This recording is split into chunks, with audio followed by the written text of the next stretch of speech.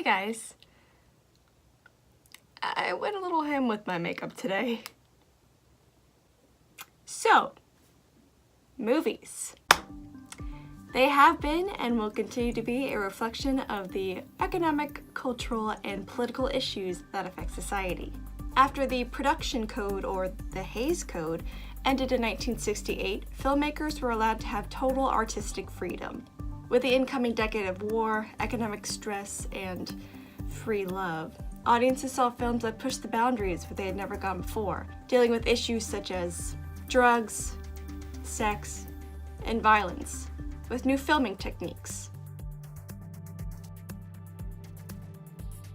By the late 1960s, the United States economy was in a gradual decline. As President Richard Nixon took office in 1969, he was faced with rising prices caused by inflation because of the war in Vietnam. He went against his Republican traditional views and increased the federal spending to try to stimulate the economy. Unfortunately, it backfired, and American citizens began to resent government involvement within society. In Hollywood, like the economy, the studio system was financially struggling. Studios had huge losses on their hands, from epic flops such as Mutiny on the Bounty and Cleopatra. In the late 1960s, studios were being bought by other conglomerates, such as Gulf and Western buying Paramount in 1966, and Transamerica Corporation buying United Artists in 1967. Filmmaking, however, was about to go through a drastic change for the better. When the Production Code was dismissed, and the baby boomer generation were becoming young adults, Hollywood needed to draw them back to the box office. European and Asian art films were becoming popular in the United States. The studio saw this and decided to hire a bunch of young filmmakers and give them total artistic freedom to restore business in Hollywood. The first film to spark this new era of New Hollywood was Dennis Hopper's 1969 classic, Easy Rider. The film tells the story of two drug-dealing motorcyclists who are on a journey from California to New Orleans. While the narrative structure is quite loose, the movie revolutionized film technique and used that to tell a story. After the hectic shooting was complete, the footage turned out to be a mess. The camera work was manic, out of focus, and littered with light leaks, lens flares. But it's these elements that make the film an art form. One technique that is particularly unique is the use of inter-scene cutting. Before a scene would end, there would be a quick flash of the scene ahead, and then cut back to the current scene, and then cut to the next scene again. This editing device occurs throughout the film and serves no real purpose other than being an original take on the narrative form. Easy Rider was a huge success, earning $40 million at the box office on a $300,000 budget, and paved the way for independent films in the 1970s.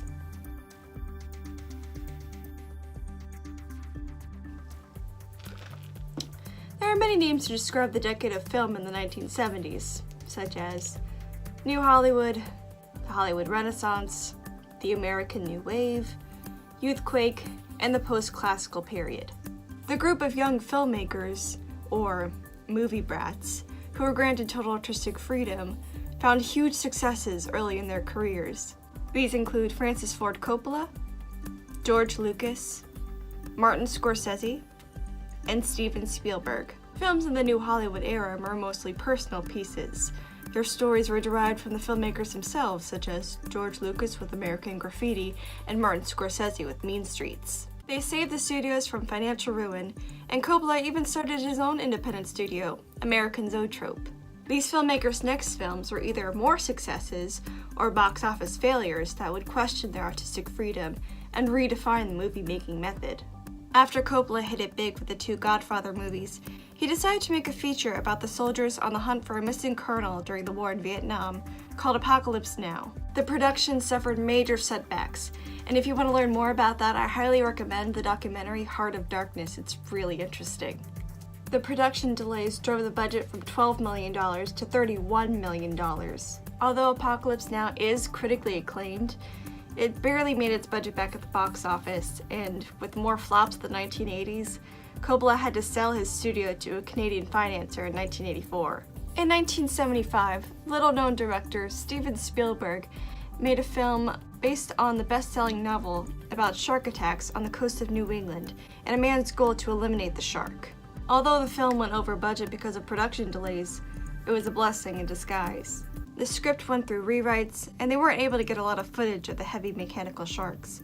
This allowed the shark to only be hinted at, and therefore creating a Hitchcockian suspense in the final film. Jaws broke box office records, earning $7 million at the box office in its first weekend alone, and it became the highest grossing film to date.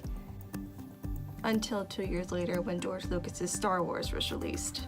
These movies became the kind of films that studios wanted, a major moneymaker. Now that art films weren't making much profit anymore, big budget productions were being made, and the blockbuster mentality had begun. When former movie actor Ronald Reagan began his presidency in 1981, the country was in a bad place. The people of America needed a hero to save them from economic ruin. Reagan became that hero and began the Reagan Revolution. During this revolution, Reagan allowed the market to control the economy rather than the government. Therefore, inflation decreased, and the recession started to decline. People wanted this hero mentality in their movies as well. Movies like Lucas's Star Wars trilogy and Spielberg's Close Encounters of the Third Kind restored the idea of a patriarchal family and resurrected the hero in the 1980s. According to film historian Thomas Schatz, storytelling in the 1980s became increasingly plot-driven, increasingly visceral, kinetic, and fast-paced, increasingly reliant on special effects, increasingly fantastic, and increasingly targeted at younger audiences. These mind-blowing films were called megapictures because, with this storytelling formula, they're automatically expected to make huge profits without worry. Once a megapicture was released, studios made the decision on making a sequel to the film based on the box office revenue in its first weekend.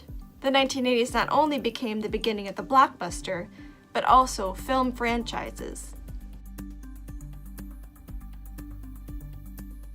The great thing about movies is that without taking a time machine back, we are able to see what kind of a country we were living in at the time, and they can also be used to look into our present state. Taking a chance on the artistic value of a film over the guaranteed money-making blockbuster is something Hollywood still struggles with today.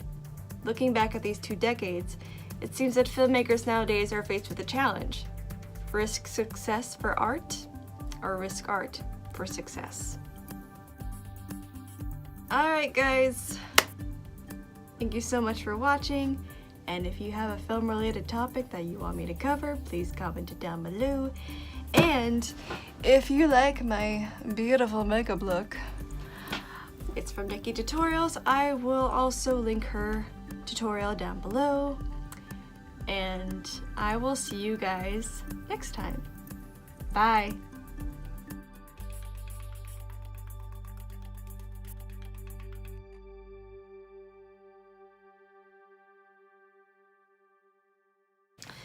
I've got this full face of makeup on and I'm not even going out in public today.